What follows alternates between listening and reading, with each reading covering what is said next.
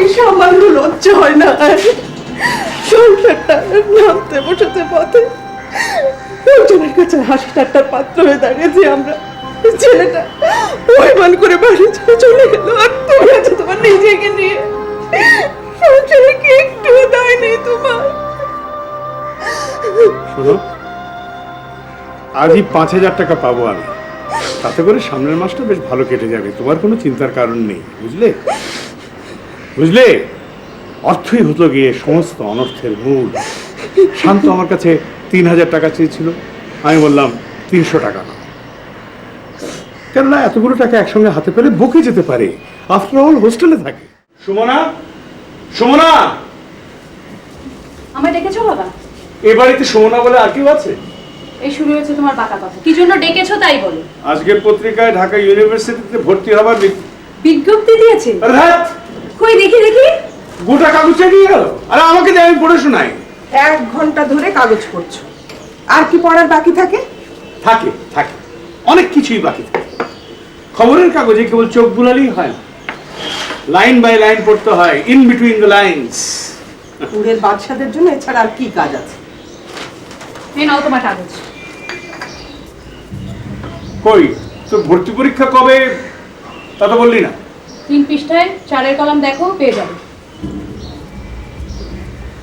কি অদ্ভুত মেয়ে রে বাবা, একটা কথারও যদি সোজা উত্তর দিত। 3 পৃষ্ঠা 4-এর কলাম, 3 পৃষ্ঠা 4-এর কলাম।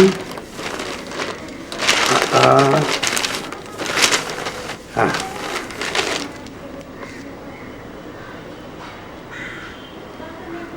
তামাবিলে পুরাকীর্তি আবিষ্কার, মানে আমাদের তামাবিল। That's interesting. আচ্ছা, এই পুরাকীর্তি আবিষ্কারের সঙ্গে ওর ওর ভর্তির সম্পর্কটা কি? আই সুমনা, সেটা বাবাকে জিজ্ঞেস করো। বাবা নিজেই তো এক পুরাকীর্তি হয়ে বসে আছেন। সেটা কিরকম? আমাকে জিজ্ঞেস করছো কেন?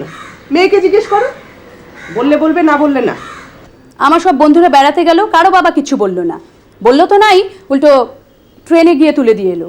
আর তুমি? মেয়েদের একা কোথাও যাওয়া উচিত নয়, মেয়েদের বাইরে বেরোনো উচিত নয়।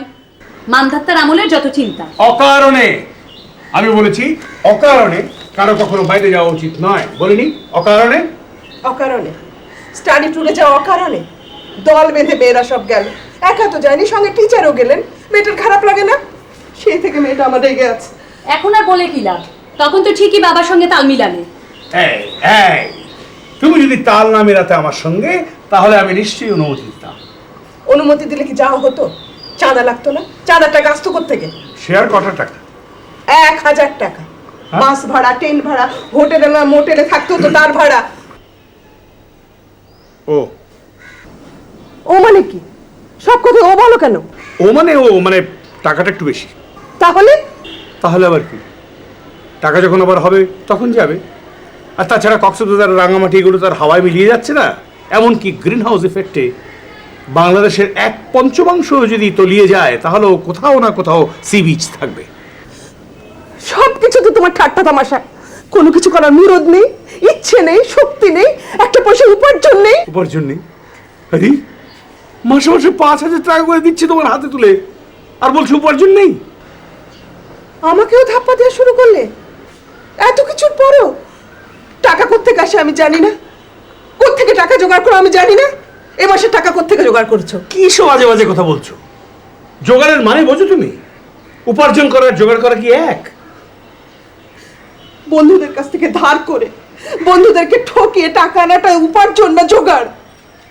আজ দেখছি 7 সকালে একেবারে ক্রোধের বাক্স খুলে বসে আছো। হাড় ভাঙা খাটুনি খেটে ক্ষয়ে ক্ষয়ে গিয়ে আমি টাকা উপার্জন করছি, আর তুমি সেটাকে বলছি এর কাছ থেকে ওর কাছ থেকে জোগাড় করে নিয়ে আসা। আচ্ছা, সারা জীবনে তুমি আমার সম্বন্ধে একটা ভালো কথা বলতে পারলে না। আচ্ছা আমাকে বলো তো, কিসের তোমার উপার্জন? কোত্থেকে আসে উপার্জন? কেন, ব্যবসা থেকে। তাই তো, ব্যবসা থেকে। বাহ, তা ব্যবসা মশাই, কিসের আপনার ব্যবসা শুনি?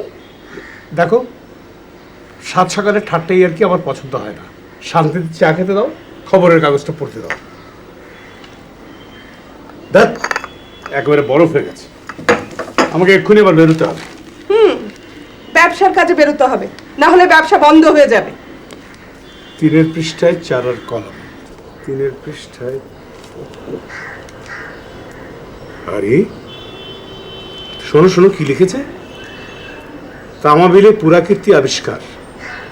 সম্প্রতি তামাবিলের নয়াপাড়ায় মধ্যযুগীয় 3টি শিলালিপি আবিষ্কৃত হয়েছে।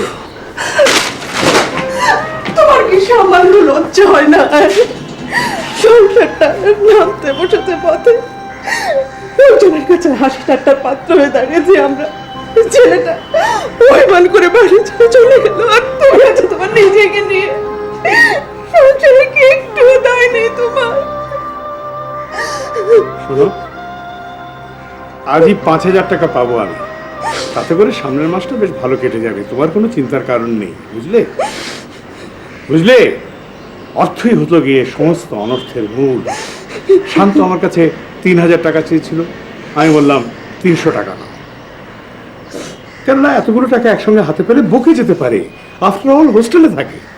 শান্ত কেন টাকা চেয়েছে তুমি জানো না? হ্যাঁ, ওর মেডিকেলের বই কিনতে কত টাকা লাগে জানো? ওর কটা বই কেনা হয়নি তুমি জানো?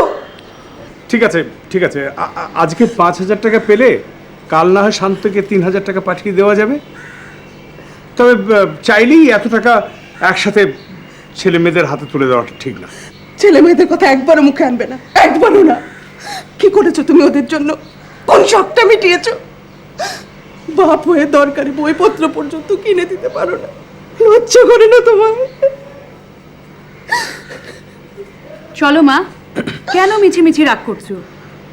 বাবাকে পত্রিকা পড়তে দাও, 1 কাপ চা করে দি বাবা। চা খেতে খেতে পুরাকীর্তির ঘটনাটা পড়ে নাও, দারুণ জমবে।